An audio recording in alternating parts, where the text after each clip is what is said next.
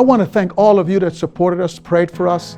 Here is a brief report of what took place these many years going to Africa.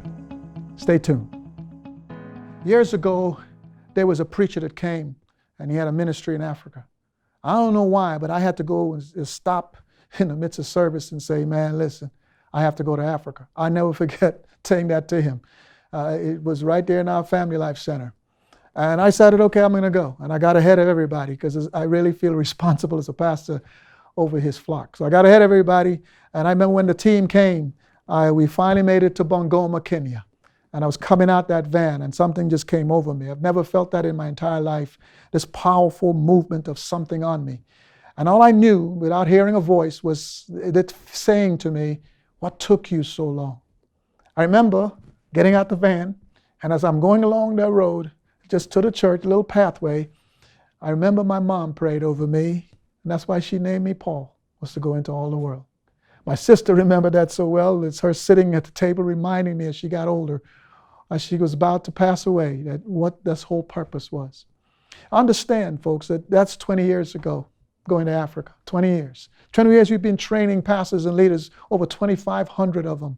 We've graduated class after class, because after every 3 years, we first started out after 5 years of going for intense week training, we would graduate pastors. So you take 20 years and do 4 years, 5 years, 3 years of graduating people, you see how many graduations we've done. But it hurts us that when we finish doing that, we're gone. So we decided with pastors that are starving and hungry, because many of them in the countryside of Africa is like that. So we decided to buy them cows to figure out a way to keep them going in their families. It sounds crazy, but a dairy cow is a great benefit to a pastor on the countryside of Africa. And so we decided to do that, but God put a bigger burden on us. And I remember driving back from Bungoma, Kenya, all the way into Nairobi. We're talking with Pastor Fastan, Tomas Shabora. We were talking, interacting with him, and he says, man, I want to start a school that comprehensively reaches pastors. I said, man, I got your back. That man took it serious. He brought his family to Biola, where he graduated from Biola with a doctorate degree. His wife graduated with a master's degree in urban development. And he went back to his people because he loves his people. That's what I became impressed with. This is not just a man doing ministry. This man passionately loves his people. His life was almost taken. His whole family was almost wiped out doing that during the genocide in Rwanda. He had to escape at night after being on his bed for months. They kept looking for him because he was planting churches, developing people. And when he went to the Congo, he would not go to the house that they had for him. They recognized him. He wouldn't go. He stayed in the refugee camp and he served his people. That's the kind of passion Pastor Faustine, Dr. Faustine has for his people. So we've been partnershiping now for a long time.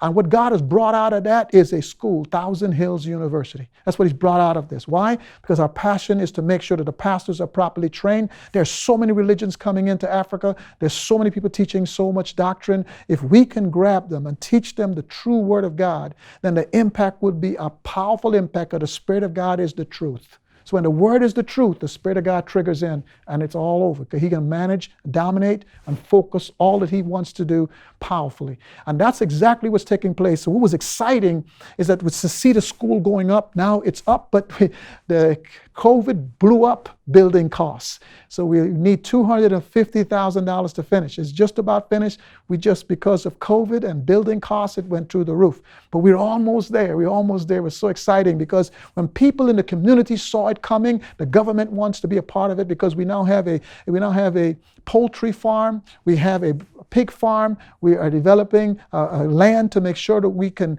plant crop, which is already taking place. All of these things are happening so when the pastors come, we could serve them, and prayerfully, with support, we can also help the school to be self-supporting. That's another thing we're trying to do with the school. So it's exciting. It's also, when we are leaving, getting ready to leave, we had a big board meeting because so many schools in the area now saying, listen, y'all, God is using y'all powerfully. Let's bring our schools in here and let's get the people that we serve now to be a part of this school. And when they they do that, we'll be able to impact Africa, the Congo, Burundi, Uganda, Rwanda, obviously, Kenya, all these different places all around Africa, the continent of Africa, because the school now will be able to house over 100 and something pastors, I think 150 pastors, house them, have rooms for them, food for them. They go out, they farm, they come back, they get on buses and go back to their families and their churches so that they could serve effectively every day of every week.